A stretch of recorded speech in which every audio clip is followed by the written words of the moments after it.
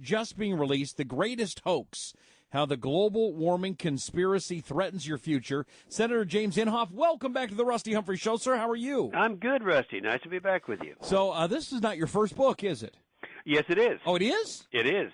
Oh. Yeah, I started this 5 years ago, and what you're thinking is you and I talked a long time ago, and at that time I was talking about this. Yes. But when it became apparent that we were able to defeat all of the cap-and-trade legislation, you remember the McCain-Lieberman bill of Yes. 03 and of 05 and the Waxman-Markey bills and all that, when it appeared that we had that won and there's no way they can pass it, I just kind of quit writing until we found that they're going to try to do it through regulations. And as you know, but not many people do know this, but you and probably your audience has been told this before, if you do the cap-and-trade through legislation, it's going to cost a lot more. And the amount that it would have cost to do it through legislation was between $300 and $400 billion a year. So anyway, it's a huge thing you get nothing for, and doing it through regulations lowers the threshold so that they would have the EPA looking at every schoolhouse, every church, every hospital, and by their own admission, they'd have to hire 360,000 more people just to enforce the emissions part of the program. All right, but Senator, okay, let's go from the left, and they'll say, well, now why would this be a hoax? Why would all of these wonderful scientists who work so very, very hard, why would they lie to the people to do this to them? Well, first of all, if you look at the NAS, this is a group that's been pretty much discredited. If you remember, they were the ones, that's the National Academy of Scientists, they were the ones that back in 1975, they said a world's coming to an end because of a new ice age. Then the guy that runs that place, named Cicerone, has been pretty much maligned by AP stories and certainly by scientist Richard Lindzen, who says that if government wants carbon control, the answer is that NAS will provide it. So it's been a myth, Rusty, that all the scientists are behind this. When I gave my first talk on the Senate floor after I realized what this is going to cost about questioning the science, my phone rang off the hook. Scientists from all over saying that the IPCC, which is the United Nations, they only will have people who agree with the conclusions they come to. So that's when we.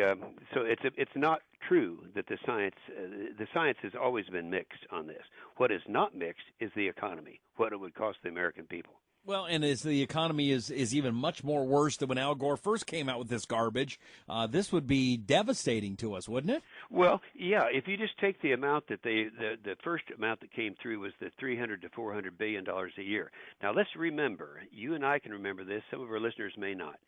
That is that back in 1993 was the largest tax increase, the Clinton-Gore tax increase in decades. That was where they raised the taxes on capital gains, death tax, marginal rates, and all that. That was Rusty, only a $32 billion tax increase. Okay. This would be 10 times that. Wow. Now, fast forward and talk to the administrator of the EPA when I asked her the question, if we were to pass something in this country, either legislatively or through regulations on cap and trade, would that reduce CO2 emissions worldwide? And she said, no, it wouldn't, because that would only affect the United States. In fact, it could actually increase it, because as our manufacturing base is chased overseas to places where they don't have emission controls, it could actually increase it. So even those people, and there are people listening to us right now who really believe that man-made gases are somehow going to cause catastrophic global warming. They've been led to believe that, and a lot of them do. So to those people, I say, even if we were to pass this stuff, it would not lower emissions of CO2.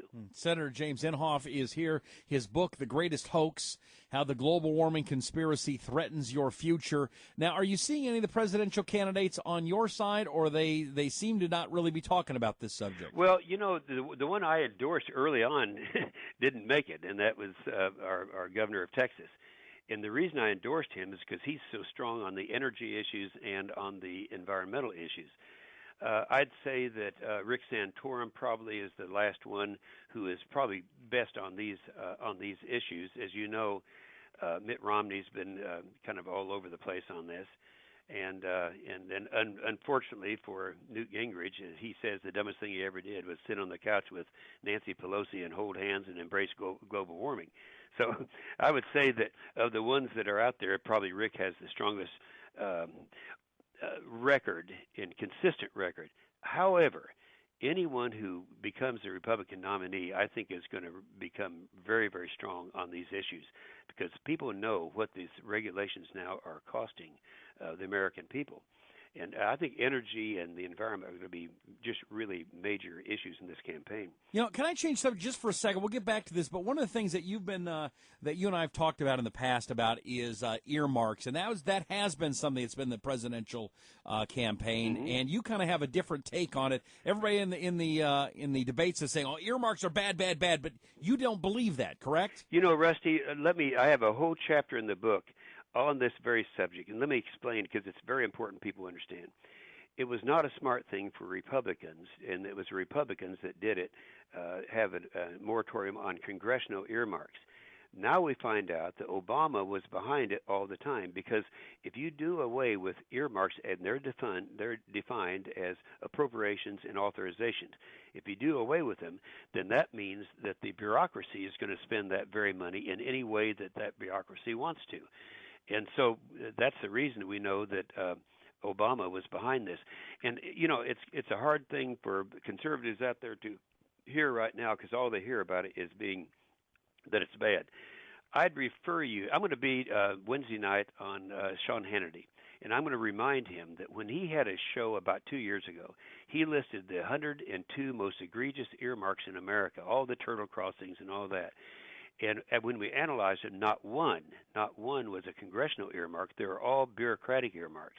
So we need to address that and stop and take that power away from the executive, whomever that might be. So yes, that's a different view. And unfortunately, the ones who are running for president, they don't want to tackle that and try to explain what I'm trying to explain right now because it's just too difficult. I know there's time for this. We got 20 kids and grandkids. When Wow. one of my granddaughters was in the 5th grade, she came home and she said, "Popeye," see, I is for Inhofe, so it's Mama and Popeye. Okay. Said, "Why is it you don't understand global warming?" And I traced that back from a public school system to the Environmental Protection Agency, and that's where the bureaucrats, through their earmarks, are destroying the minds and brainwashing our kids. So that's a major chapter in the book, and I just hope that people would have a chance to reevaluate their And thinking. you are right about that. I mean, that is in all the schools at Disney Channel. I mean, they're all pushing the global warming thing, aren't they? Sure they are.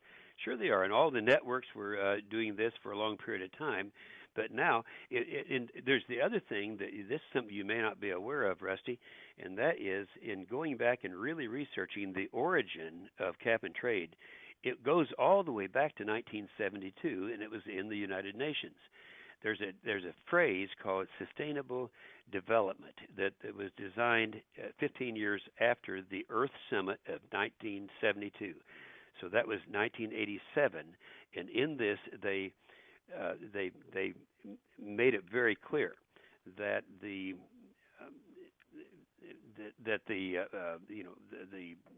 thing that they're trying to do through sustainable development is the same thing that the president has been trying to do through cap and trade. Now what's happening at Rio, 3 months from now, remember the old Earth Summit of 1992? They're having a Rio plus 20 years, and they're reaffirming everything that they said back then, and that's the origin. Everyone thought that Al Gore invented cap and trade. He didn't. It was the United Nations. All right. The greatest hoax, how the global warming conspiracy threatens your future. Senator James Inhofe. Anything in the news got your attention right now other than global warming? Well, the main thing it's closely connected, and that is what the president's trying to do in rejecting all kinds of our opportunities to bring the gas prices down. He's actually made an announcement yesterday they're going to continue to go up. And, you know, we have in the United States of America the largest recoverable reserves of coal, gas, and oil of any country in the world. We could be, if we just develop our own resources, we could be completely free from the Middle East, not in years, but in just a few months. And again, this is what this guy, he's trying to kill fossil fuels. He's doing everything he can. And his most recent attack is using hydraulic fracturing, saying, "Oh yes, I'm for developing gas and oil, but we can't use hydraulic fracturing." Well, obviously, you can't get into tight formations without it. So that's the big issue right now. It's just a shame because we could be completely out of this problem that we have with energy. We're the only country in the world, Rusty, that doesn't develop its own assets, its own resources. Unbelievable. Senator James Inhofe is his name. He's Republican from Oklahoma. His website you can go to wndbooks.wnd.com, go to inhofe.senate.gov, and go to amazon.com and get this book. It's brand new, The Greatest Hoax, How the Global Warming Conspiracy Threatens Your Future. Senator, thanks for doing such a great job up there. Thank you so much, Rusty. Take care, my friend. Bye-bye. All right, we'll take a quick one and be right back.